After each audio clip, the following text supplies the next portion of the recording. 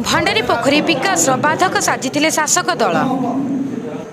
BJP सरकार आसिले Bhadrak medical college विश्वविद्यालय और बयन शिल्प प्रतिष्ठा हेब बोली भंडारी पोखरी विधानसभा बीजेपी प्रार्थी डॉक्टर सुधांशु नायक बंद बीजेपी कार्यालय रे आयोजित सांबादिक सम्मेलन में प्रकाश करिसेंती। गणतंत्र को हत्या करुथिबा सरकार ओडिशा रे चली बाहर लोकों द्वारा आमे शोषित होउछंती। टेंट बांधी नेता सरकारी बाबूंकर पादधूली नेउछि। एभली भ्रष्ट शासन व्यवस्था को ओडिशा माटीरू हटाइबाकू पड़िबो। केंद्र रे लोकप्रिय प्रधानमंत्री नरेंद्र मोदी विकसित भारत गठन पाई संकल्प नेइछंती। मु ए माटीर पुओ माटीर दुख बुझी पारे, परदेशी केबे माटीर दुख बुझी परिबो नाही। निर्वाचन मंडली लोके आशा आशंका मध्य गति करुथिबा बेले आदरणीय यशस्वी प्रधानमंत्री नरेंद्र मोदी विकसित भारत वर्ष गठन स्वप्न साकार पाई लोकसभा प्रार्थी अभिमन्यु सेठी और मते विपुल संख्यार विजयी कराइले उपरोक्त समस्यार समाधान होई परिबो बोली डॉक्टर सुधांशु शेखर नायक कहिसेंती।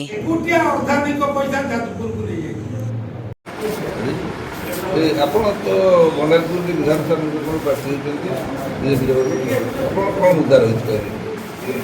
ଆମର ପ୍ରଥମ ମୁଦ୍ଦା ହେଉଛି ମୁଁ ମାଟିର ପୁଅ, ଲୋକମାନଙ୍କର ସୁଖ ଦୁଃଖ ସହିତ ମୁଁ ରହି ଆସିଛି, ରହୁଛି ଆଉ ରହିବି ମଧ୍ୟ। ଆଉ ମୋର ଯିଏ ପ୍ରତିଦ୍ୱନ୍ଦ୍ୱୀ ପ୍ରାର୍ଥୀ ଅଛନ୍ତି ସେମାନେ ଯେ ବିଦେଶୀ ଭଳି ଏଇ ନିର୍ବାଚନ ସମୟରେ ମାସଟେ ପାଇଁ ଆସିଛନ୍ତି। निर्वाचन सरीगला पर ए अंचल देखा मिलबनी। मो अंचल भाई भौणीटे विपद आपदे पड़े आपदे कहवाक से छिड़ा हे ना। यहीटा मोपाई बड़ मुद्दा आमपाई आम दलपाई।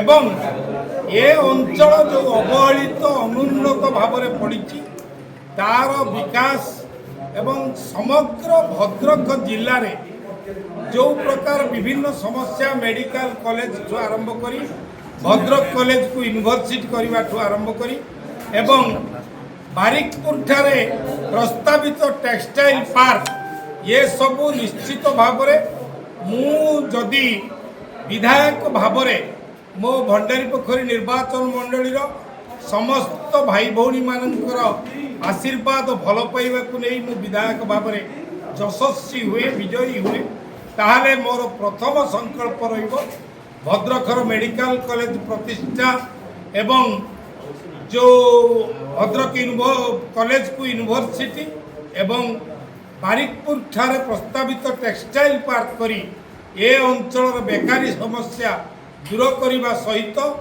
ए अंचल गौरव केमिति बढ़िबो एवं कंटीघाई ठारे जो बन्या समस्या रही एम्बांकमेंट समस्या रही ताकू समाधान करवा आ विशेषकर स्वास्थ्य सेवा आम अंचल बड़ अनुन्नत अवस्था अच्छी। स्वास्थ्य सेवा प्रति मु निश्चित भाव में दृष्टि देवी केमिति स्वास्थ्य सेवा भलरे मोर लोक पाइबे।